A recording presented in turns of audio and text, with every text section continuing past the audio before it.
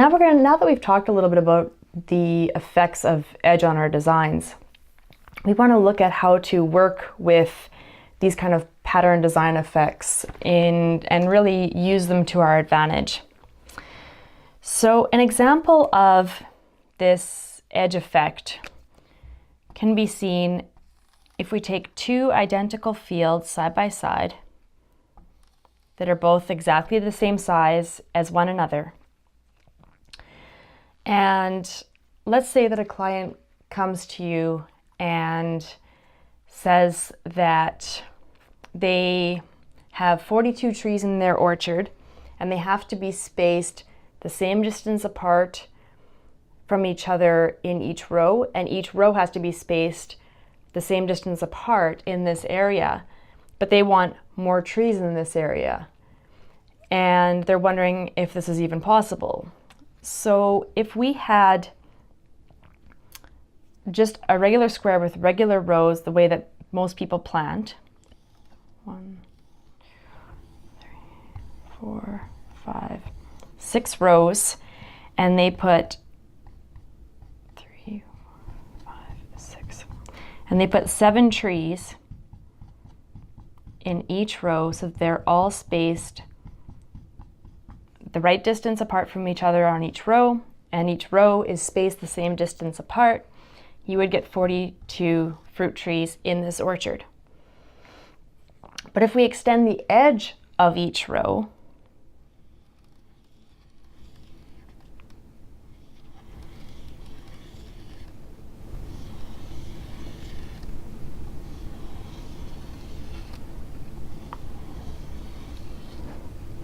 we're still working with the same amount of area as we were here, but now we're still planting the trees the same distance apart.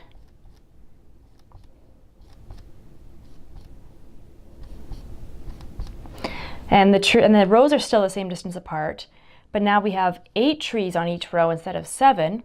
So now we are able to fit 48 trees in this exact same area with the same spacing, only by changing the edge and how it is that we are actually putting these trees in here.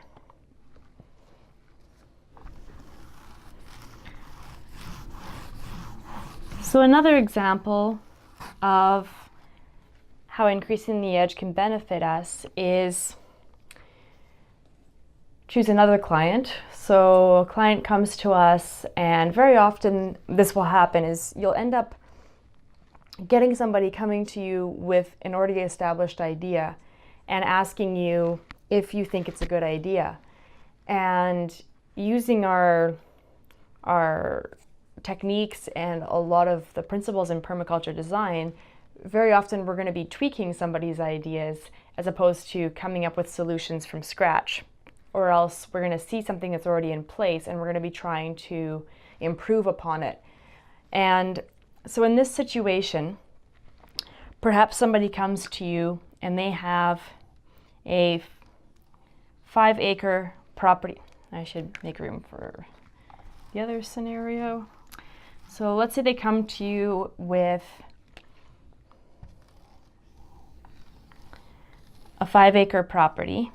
This is their 5 acres right here. And the entire property is covered in pine trees. And they want to diversify slightly, but they don't want to lose a lot of that timber and a lot of that wilderness. And so they have a little bit of an idea that they would put maybe a pond in the middle of this, a little 1-acre pond, and they could stock it with some fish.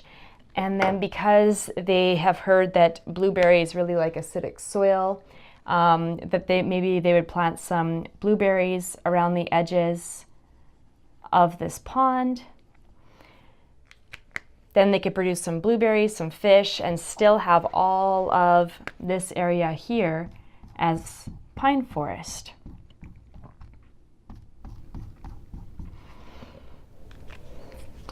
And they say, okay, well, what do you think of this idea? Because now they still have 4 acres of forest, but they have some blueberries, some fish, just a little bit of diversity in the middle. And so what we can do is, given this exact idea of what it is that they're trying to accomplish, we can use this edge effect to help them produce more product. So we can produce the same amount of trees, but more blueberries and more fish, simply by changing the edge slightly. So we can still put a pond in the middle that has a 1 acre area. But if you see how much we've extended the edge, and you think about calculating the perimeter of this, if we still had blueberries around the entire outside edge, we have greatly increased the number of blueberry plants that we have.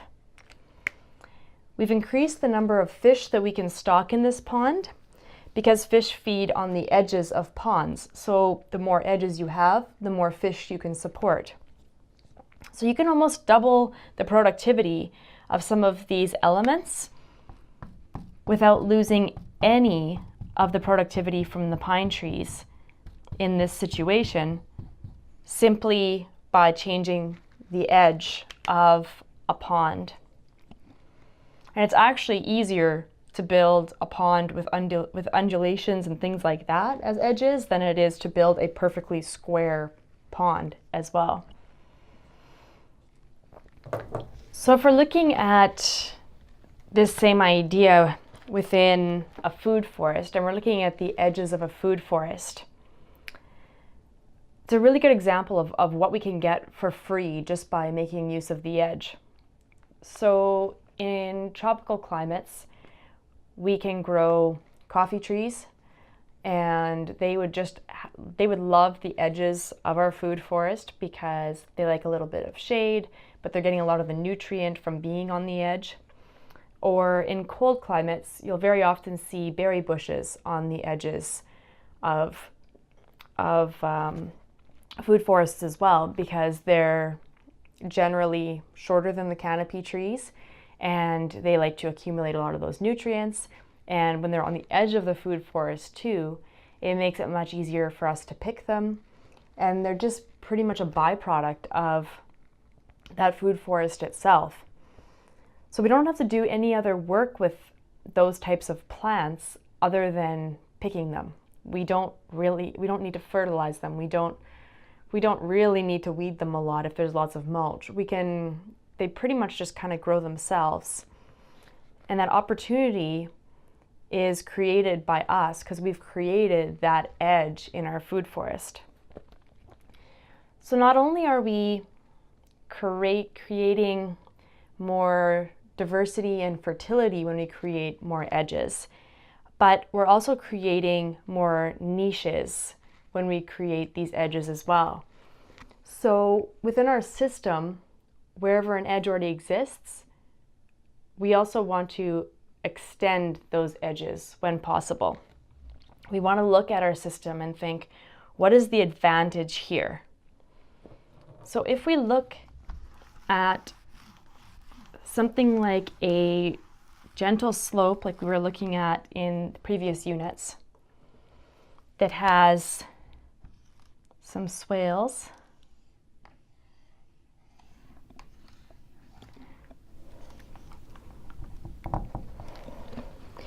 and we have some trees growing uphill and trees growing on the swale.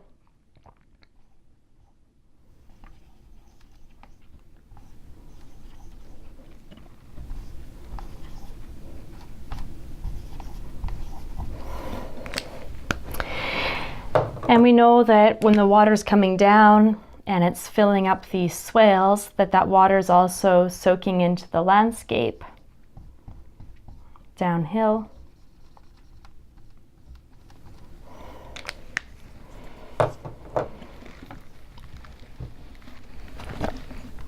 When we've created these kind of systems, we're given this area in between each one of these swales that we can still use to our advantage.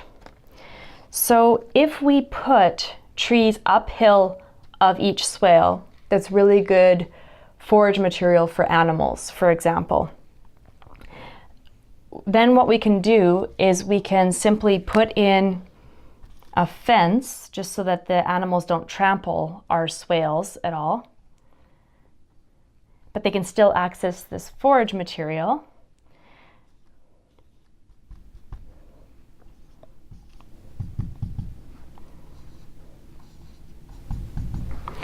And when they access this forage material, then all of their manure and all the nutrients from them dropping their manure will all go into this water and soak into the landscape down below. And animals will always walk the edges. You very, very rarely see animals in the middle of a pasture.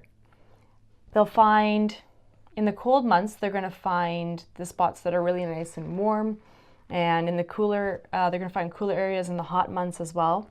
So you're going to get this manure drop along the fence line, and especially when it rains, it's going to move and it's going to dilute it, and it's going to enter the swale, and it's going to spread out, and then it's going to go into this pasture, which is going to then trickle down into this swale and spread out. And what we've done in this situation is we have combined both a mobile element, in this case the animals themselves, with the edge effect in order to increase our productivity. And so you can also make this a little bit more sustainable too by adding in, let's say that along the swale you're also growing fencing timber. So when these fences become old and need to be replaced, you're growing the timber to help replace the fences as well. So at the edge, we get nutrient trickling down into the landscape. We get fungal relationships building in the pasture, which we wouldn't have necessarily had before. We get phosphates deposited into the soil. Wildlife will then start flying in and dropping more nutrient as well. So we get a lot of beneficial interactions.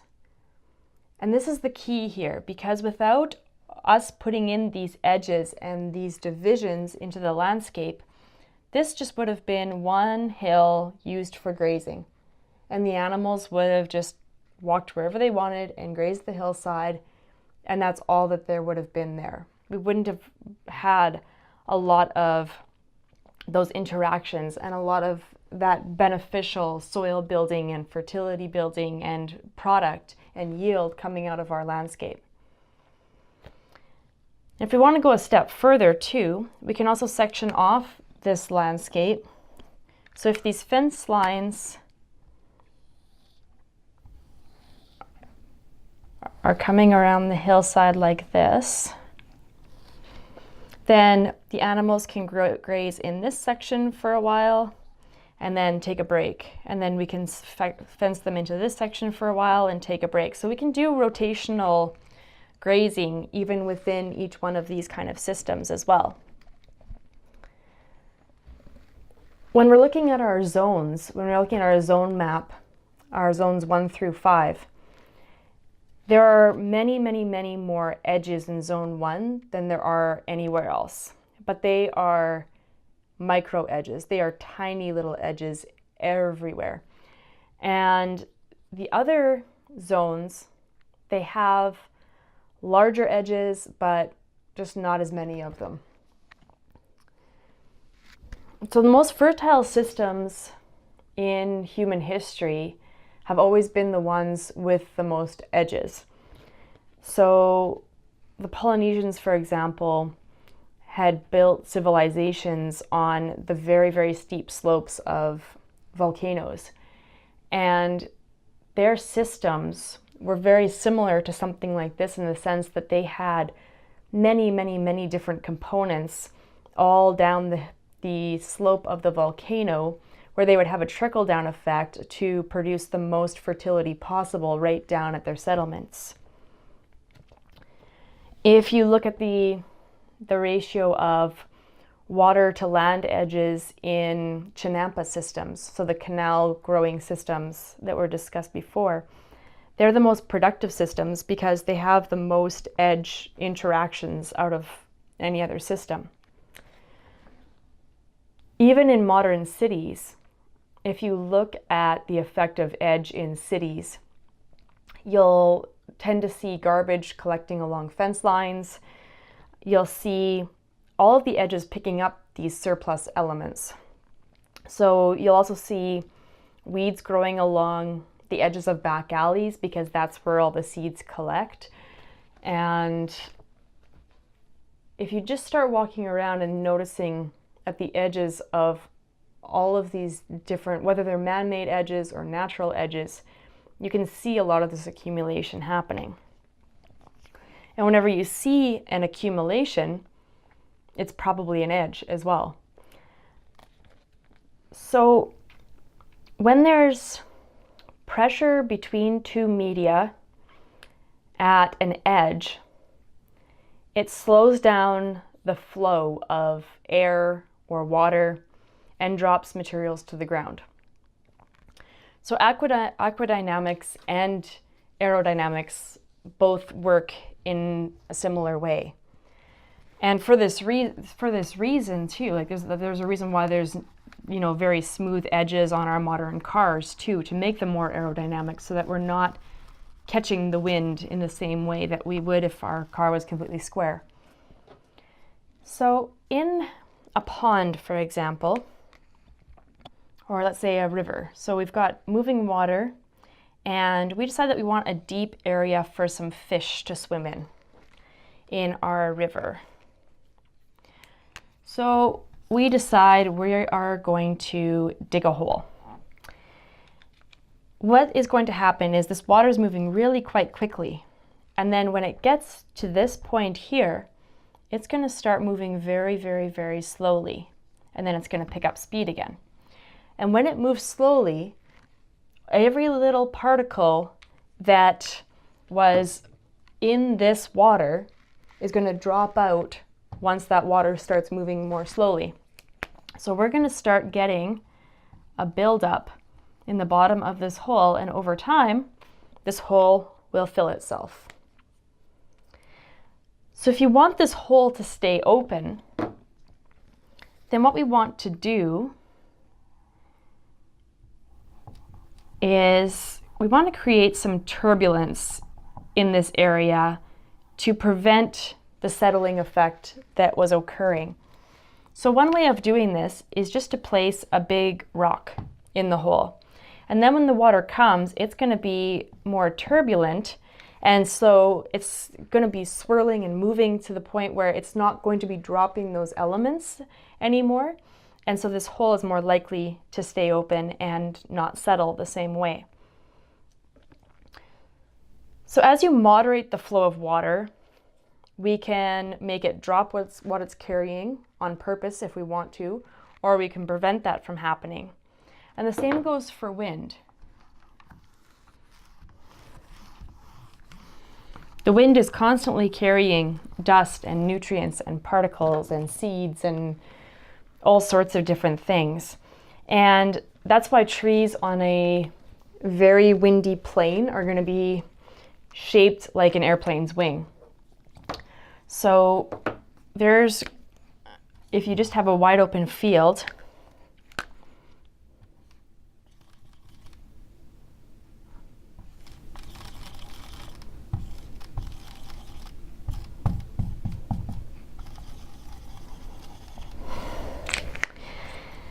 the trees are, this is probably not supposed to be like that, there we go. The trees are going to be shaped like the side profile of an airplane's wing, because the wind, when it's coming here, slows down at this point and then goes up and over. But when it slows down, it's dropping all of those nutrients and they're all accumulating right at the beginning of this forest. And that's providing a lot more nutrients and material for those trees to grow. So those trees will grow taller than the ones that are downwind. And water is always the easiest pattern to see when we're looking at patterns in general, because water because of gravity, water will always find level. And that's why we're using swales in our designs, and that's how traditional rice paddies were formed. So rice paddies were simply flat terraces surrounded by clay banks that held the water in level. And the only way to make these rice paddies sustainable was if there was 30% forest uphill from the rice paddy. So for example, if you had 9 acres of rice paddies, you needed 3 acres of natural forest uphill in order to have enough nutrient trickling downhill to keep it fertile.